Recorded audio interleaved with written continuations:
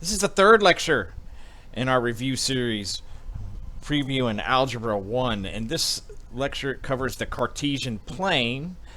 And a plane is just simply a flat surface that extends in two directions. So one is extending this way, and another one is extending this way in this dimension. So we had a flat piece of paper is a plane, and we make it a Cartesian plane by putting two axes on here. So these are called axes. So we have one that is the x-axis,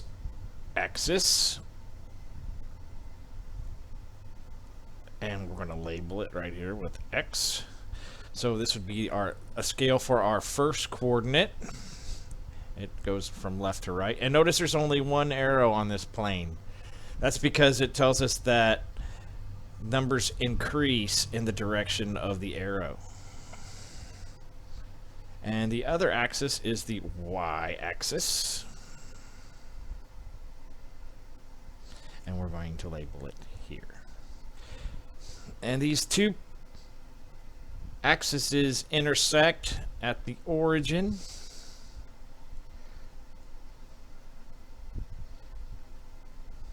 And that is the coordinate point 0, 0.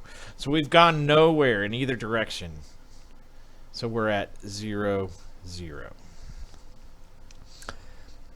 And we use the Cartesian plane to plot ordered pairs. Ordered pairs. And they are ordered alphabetically. So what comes first in the alphabet? X and Y.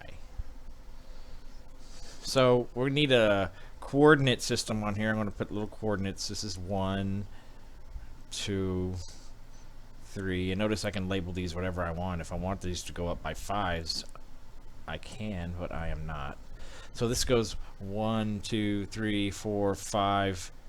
1, 2, 3, 4, 5 in the positive direction, and they continue forever. Some points we're just not going to be able to plot unless we change the scale, make these smaller. 1, 2, 3, 4, 5. So this coordinate goes into to the left of the origin, so we're going in the negative direction. So these are the negative coordinates. And if we go up, we're in the positive y direction. And we'll just go to 4 on these here. 1, 2, 3, 4. If we go down from the origin, we're in the negative direction and the y-axis. Okay, so this axes split these. They split the plane into 4 areas called a quadrant.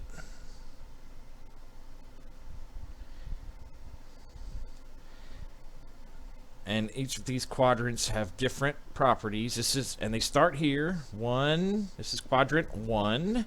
This is quadrant 2. This is quadrant 3. And this is quadrant 4.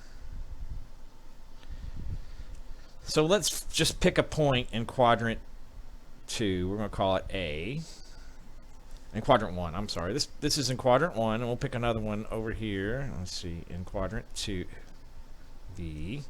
And then we'll put a quadrant 3. And in quadrant 4, we'll come down here for D. Okay, so let's find the coordinates of these points in each different quadrant, and then look at the different coordinates to see the properties of that quadrant. Okay. So here's quadrant 1. In quadrant 1, we have point A, and point A is, okay, we're going to go ordered first. X is first, so we're going to find the x coordinate. 1, 2. So the x coordinate is 2, and then we'll find the y coordinate by going up. 1, 2. So A is at 2, 2. And one thing to notice about these is that the signs are both positive in quadrant 1. Right. Signs are both positive.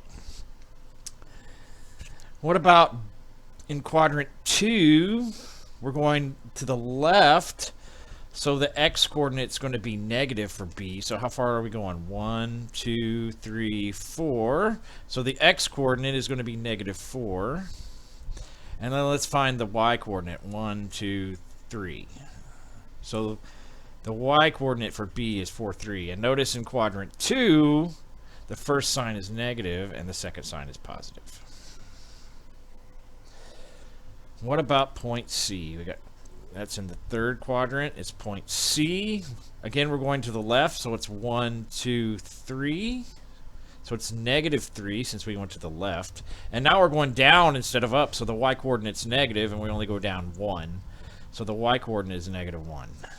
And notice that in quadrant C, both of these are negative. So what's left? We have positive, positive, negative, positive, negative, negative. So 4 has to be what's remaining, which is positive, negative. And if you look here, everything down here, the x is positive and the y is negative. And this is quadrant 4. So this is D. And D is going to be 1, 2 to the right, so it's positive. And then how many down? 1, 2, 3, 4. So 2, negative 4. And again, there's that pattern, positive, negative.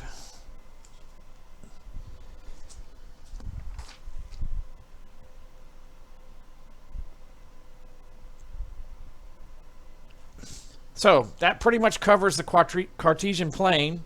Let's just plot some points here that are given to us. Just as practice, so we can get some practice. Here I found the coordinate given the point. Now let's find the point given the coordinate. Okay, so the first of these, let's do point E at 1, 4. Let's do point F at negative 1, negative 4. And number 3, we'll do point G at 1, negative 4. And 4, we'll do point H at negative 1, 4. Okay. So here we go. We're going to need 1, 2, 3, 4. That's 4 is the highest coordinate, so we only need 4 of these on here.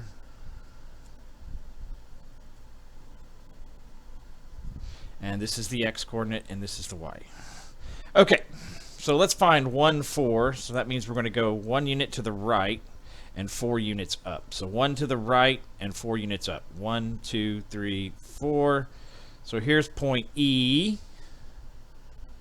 Right there. F is to the left and down. So it's 1 unit to the left and 4 units down. And this is going to be point F.